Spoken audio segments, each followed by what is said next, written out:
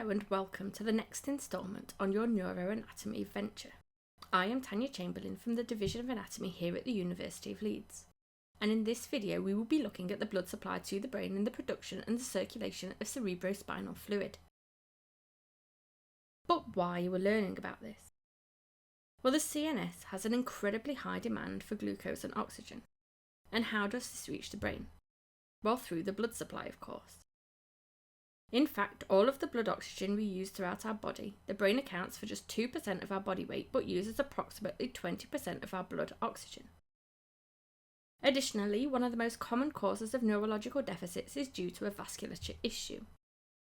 And we know that there are many anastomoses between the vessels of the head and neck, and that means there are many routes of infection to the central nervous system by the blood supply. So let's go and have a look at the learning objectives for this video.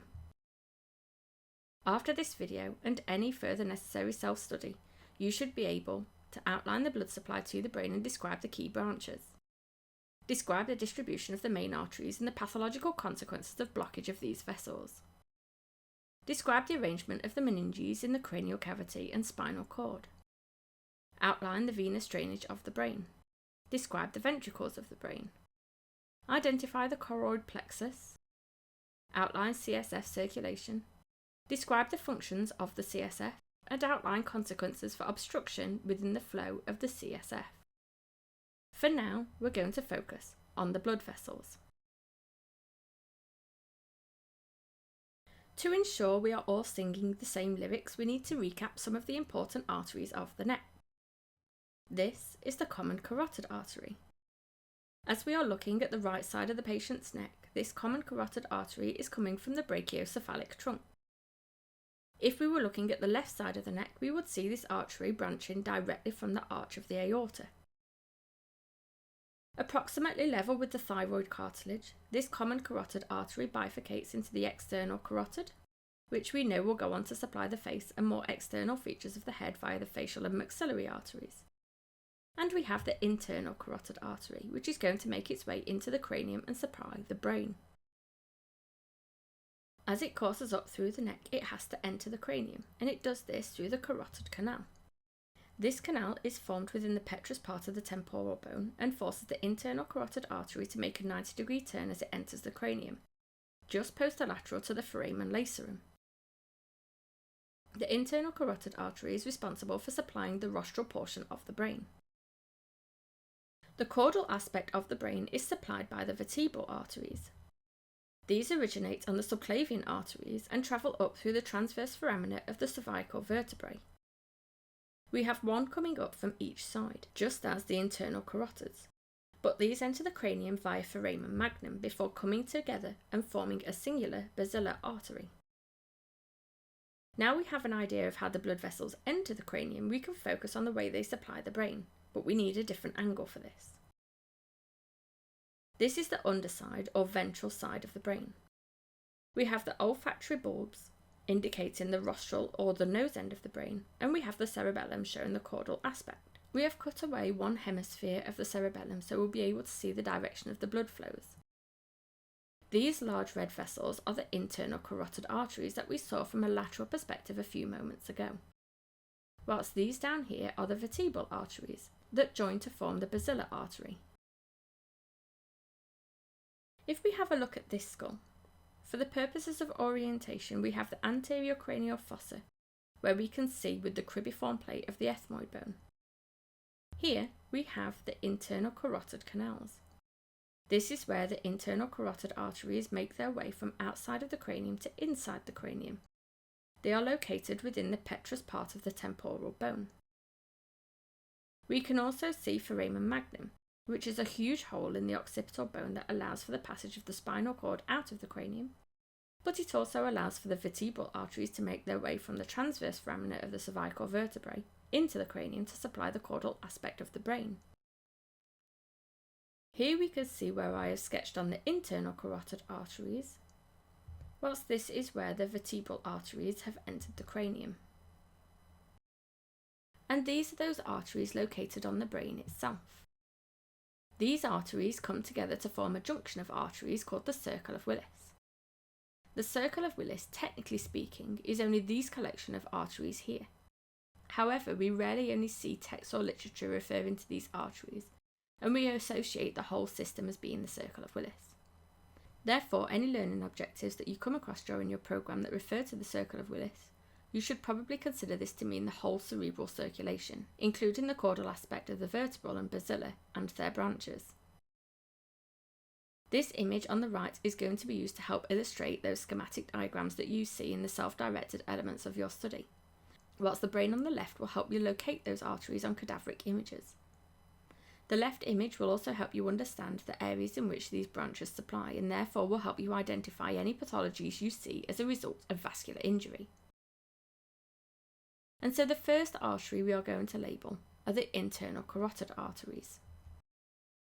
We've spoken about these many times today, but we can see them here in situ.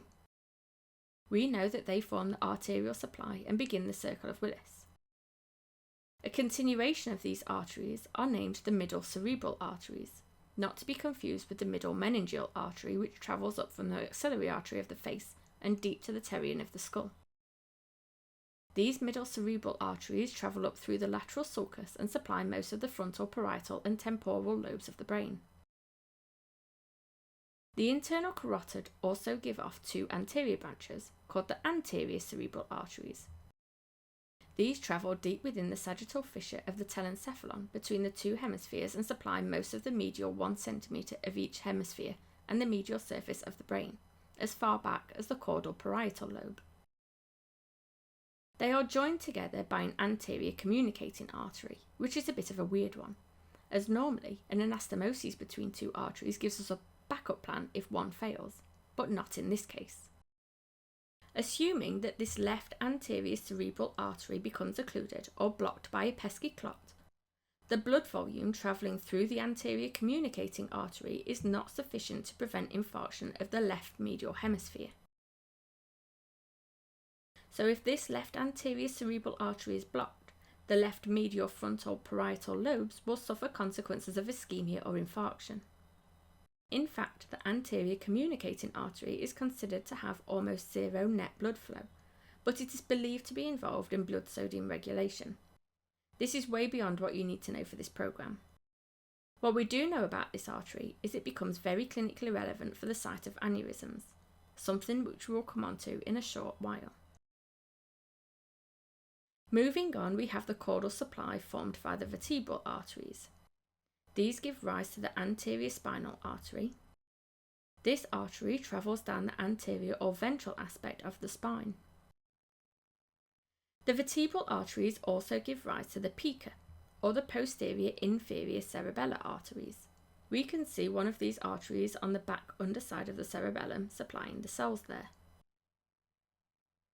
The pica branch off and form the posterior spinal arteries, not seen on our schematic but can be seen on the picture of the brain here.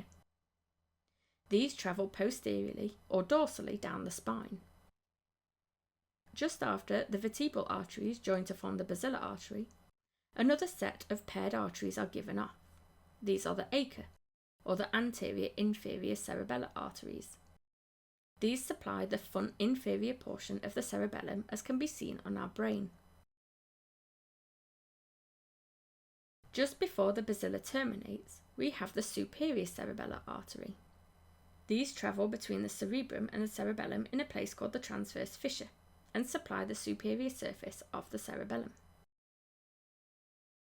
And just as the basilar terminates, it gives off two posterior cerebral arteries. Again, these travel within the transverse fissure, but these arteries are not supplying the cerebellum, but instead supply the underside of the cerebrum, including the medial aspects of the occipital lobe. The final branches of the posterior brain supply form the closure of the circle of Willis. These are the posterior communicating arteries, which in contradiction to the anterior communicating arteries, are able to provide a collateral circulation from the brain and the spinal cord should one of the systems become occluded. Finally, we have some little branches that are shown coming off the basilar artery. These are the pontine arteries, and as their name suggests, they supply the pons of the brainstem. You'll notice that the branches on this brain are quite small, and we know that the brain requires a lot of blood for its high metabolic demand. That means that the pressures within the branches of the circle of Willis experience quite a high volume and pressure of blood. This can lead to problems. And as we have seen, there are a lot of these joints around the blood vessels of the brain. This can lead to bulging of the vessels in a pathology called an aneurysm. We can get an aneurysm in any artery of the body, a common one being the abdominal aortic aneurysm. But we expect aneurysms to form in arteries that are in undue stress, such as the massive abdominal aorta or the arteries of the brain. But not all aneurysms are the same. In the aorta, for instance, we typically find a large smooth bulge within the walls. But in the brain, we find these arteries pop out like little grapes or berries from the arterial walls, normally near a join of 2 or more arteries. If these arteries rupture, their large net flow of blood can empty into the cranial cavity, not only increasing in intracranial pressure and compressing the brain, but also starving the brain from necessary oxygen and glucose it needs to survive. Quite often they go undetected until they rupture, but in some areas we can develop symptoms that alert us to their presence. For instance, berry aneurysms near the optic chiasm, such as in the proximal anterior cerebral artery, or the anterior communicating artery, can compress the chiasm and cause visual disturbances. Or we may experience headaches from the irritation of the tissues around aneurysms, generating repeated headaches. Approximately 10% of vascular strokes are caused by a rupture of one of these berry aneurysms, and the consequences of which can vary from mild impairments to catastrophic brain death, depending on the severity of the bleed and/or the skill and timeliness of the surgical repair. So now we have seen the vessels in question, let's have a look at areas of the brain they supply, and therefore the pathologies we might expect to see should these vessels become blocked or ruptured. The anterior cerebral artery supplies the middle 1 centimetre of each hemisphere as seen in blue. The middle cerebral artery supplies the frontal, temporal and parietal areas, and when we come onto the next image we will see how potentially devastating the occlusion of this artery could be. And finally, the posterior cerebral arteries supply the occipital lobes and inferior medial surfaces of the temporal lobes. We have the same colours here, indicating the areas supplied by each large vessel. And the first one we are going to look at from this lateral perspective is the middle cerebral artery. This is travelling within the lateral sulcus of the hemispheres. The middle cerebral artery supplies most of the frontal, temporal and parietal lobes, so damage to this artery, depending on whether it's by the artery itself or one of its branches, could result in numerous deficits for the patient. The middle cerebral artery bifurcates or divides into 2 main branches. The anterior branch of the middle cerebral artery travels onto the lateral aspects of the parietal lobe and supplies the motor and general somatosensory areas of the cortex. It also supplies the frontal eye field and Broca's area. The middle cerebral artery also gives off another main branch. This time it's called the posterior branch of the middle cerebral artery. A couple of relevant areas in which this artery supplies are the primary auditory area and Ventricles area located on the temporal lobe. The anterior cerebral artery supplies the medial 1 centimetre of each hemisphere as seen in blue. It divides into a pericallosal artery which courses over the superior aspect of the corpus callosum, giving off branches along the way. It also supplies the somatosensory association area for sensory integration. Additionally, the anterior cerebral artery branches to form the callosal marginal artery. And so we could expect that the supplementary motor areas and the primary motor areas for the feet and legs might also be affected if starved of blood, as might the general somatosensory primary areas for the feet, genitals and legs. We also know that the medial frontal lobes are responsible for our higher order thinking, impulse control and rationale. So we could expect that damage to the anterior cerebral artery would affect our social behaviours as well as the general somatosensory and motor areas, and also the association areas for general somatosensory and motor function. From this medial aspect we can also see the PCA. This is going to supply the inferior temporal lobes via the posterotemporal arteries of the PCA, and the caudal parietal via the occipital lobes of the parietal occipital arteries of the PCA. So we could expect that visual deficits, or the ability to interpret images, depended on whether it was the primary or association visual cortex that was affected.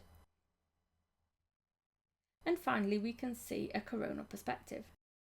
The middle cerebral artery also goes off deep arteries that travel to the cerebrum and supply the basal ganglia. These are called the lateral striate arteries.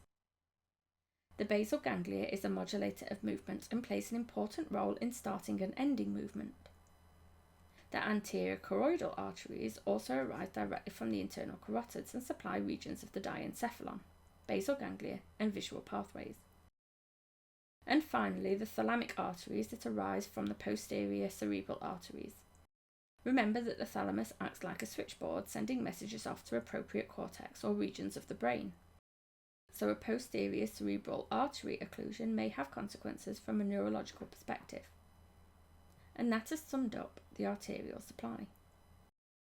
So let's now have a look at the meninges of the brain and the spinal cord, so we can see how the vessels that drain the brain come into action. The image on the left shows us the top of a cadaveric head. We have several layers of tissue between the skin and the brain, so let's run through this image first. The skin is the outermost layer, and a loose connective tissue lies directly beneath this. It is not labelled on this image, and we can assume for now that this is part of the skin. The musculo-aponeurotic system of the occipitofrontalis muscle is called the epicranial aponeurosis, and this lies deep to the skin and its loose connective tissue. Deep to that, we have another layer of areolar tissue that prevents the aponeurosis from sticking to the skull, followed by 3 layers of tissue collectively called the meninges, which are the focus for today. We have the dura mater, the arachnoid mater, and the pia mater. All 3 of these layers also envelop the spinal cord, but we'll move on to this in a short while.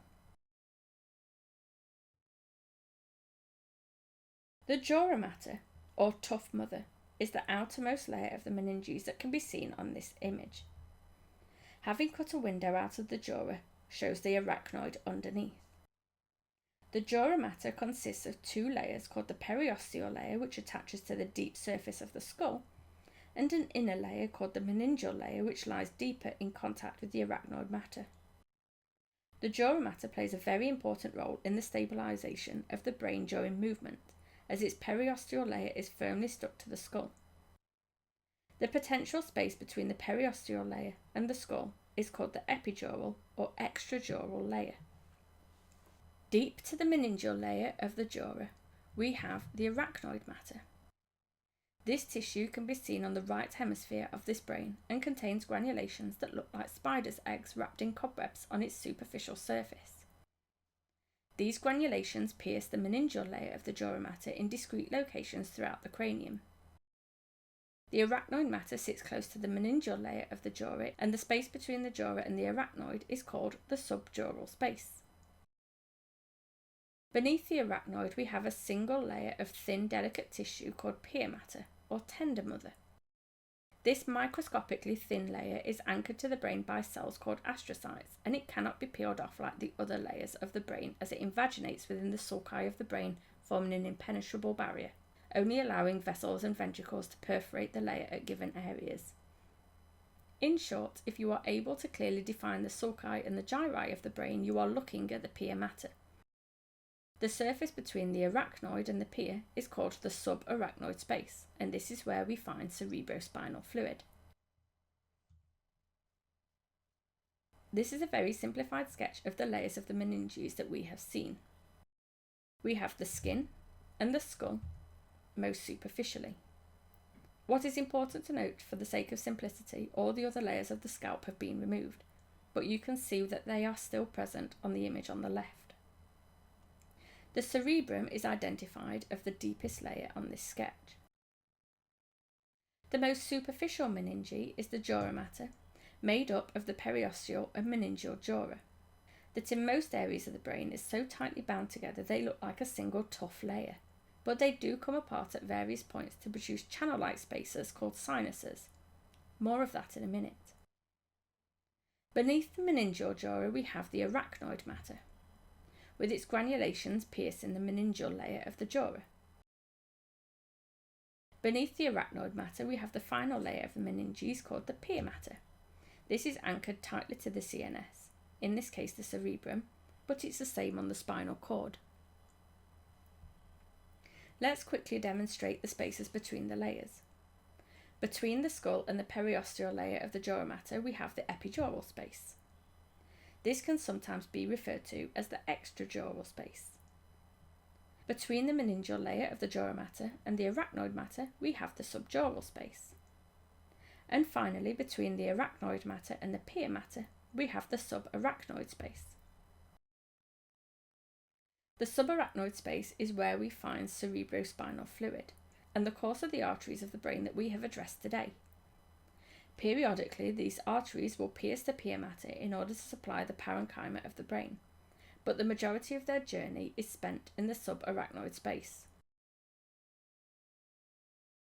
On this coronal cadaveric image, we can see some layers of the dura around the brain. Let's just zoom in on this space and have a look at how the two layers of the dura separate and how this interacts with other layers of the meninges. In the pink we can see the dura mater, and we can see that there are two layers, the periosteal layer and the meningeal layer. The space that they make when they come apart is called a sinus. Because this one is superior and follows along the sagittal fissure, it's called the superior sagittal sinus. The meningeal layer also reflects and forms a fold which is used to support the brain and isolate different regions. These are called dural folds.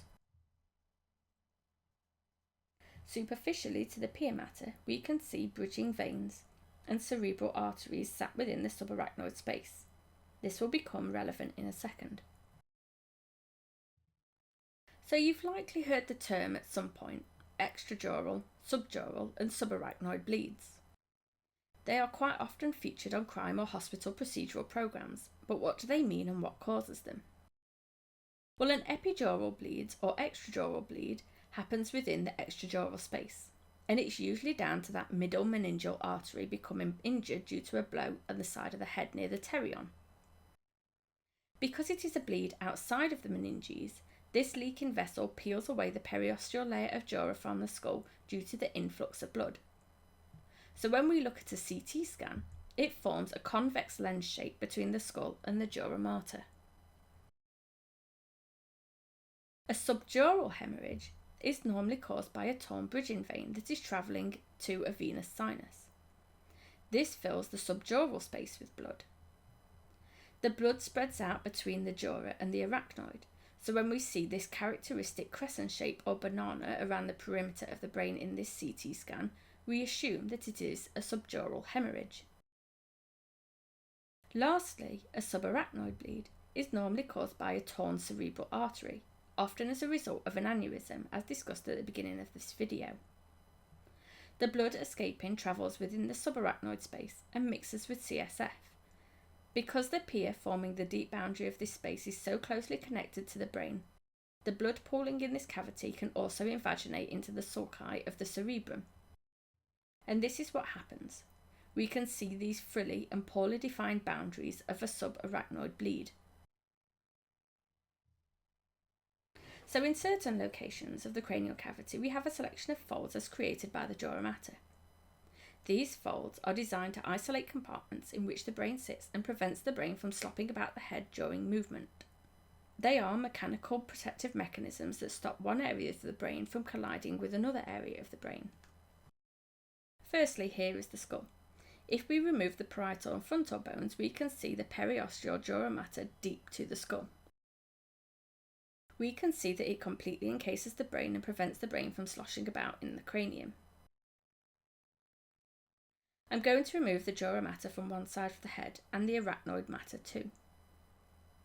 Note there is no brain or pia mater in this model. When we move the image around, we can see the dural folds are present in the cranium and create compartments. Dividing the compartments from the superior cranium into left and right halves is this dural fold here. This is the falx cerebri, and this folds within the longitudinal fissure of the brain and prevents the left to right sliding of the cerebral hemispheres during movement of the head or substantial forces such as a blow to the side of the head. Next, we have the tentorium cerebelli. There are two of these as indicated by the arrows on the diagram. These sit in the transverse fissure of the brain and form a barrier between the cerebellum and the cerebrum. The cerebellum sits under the tentorium, and its left and right hemispheres of the cerebellum are separated by this falx cerebelli. As mentioned earlier, the meninges also cover the spinal cord, so let's go and have a look at that now. The meninges are continuous with the length of the spinal cord and are in the same orientation. The outermost is the dura mater, which lies deep to the epidural space. The epidural space is lined with fat and helps to cushion the spinal cord. Deep to the dura is a potential space called the subdural space. Unlike the cranium, there are no bridging veins that traverse the subdural space in the spinal cord, and the subdural bleed in the spinal cord is very rare.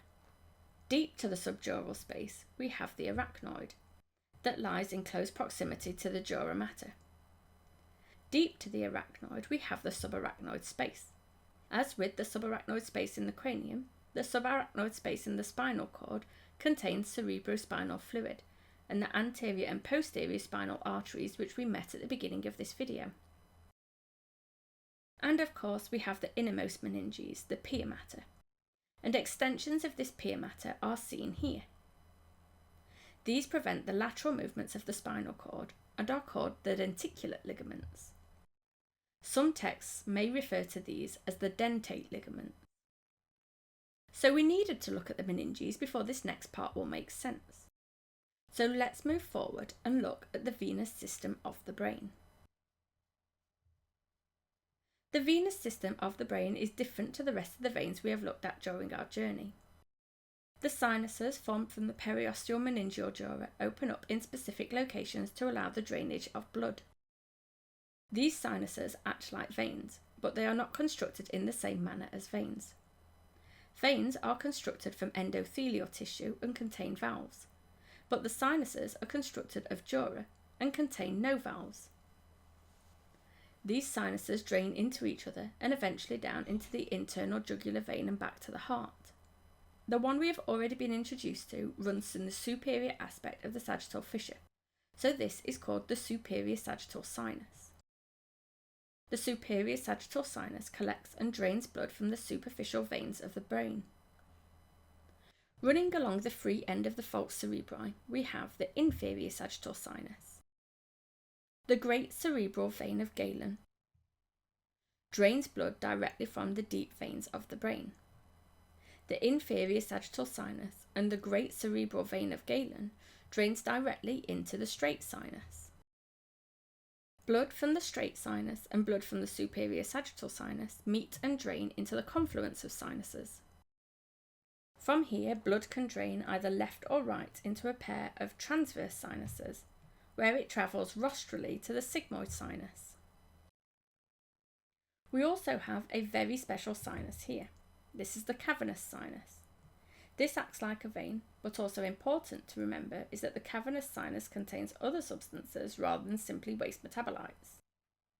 The cavernous sinus contains the oculomotor nerve, the ophthalmic nerve, the abducens, and the trochlear nerves, also the internal carotid artery. The cavernous sinus collects blood from the ophthalmic drains and drains into the superior petrosal sinus, where it enters the sigmoid sinus to meet with blood from the rest of the brain. The cavernous sinus is also extremely significant in that it communicates with the pterygoid venous plexus via an emissary vein.